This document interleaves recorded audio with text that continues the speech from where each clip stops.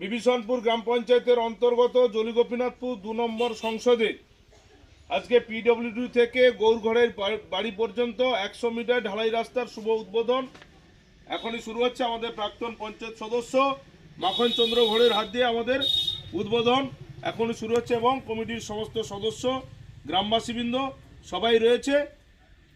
আমাদের মাখনদা প্রাক্তন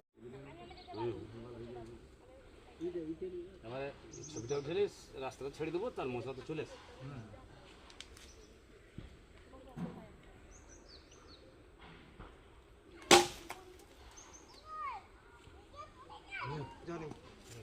ছকো ফুল দিয়ে একটু গোল করলো বেরিয়ে গেল।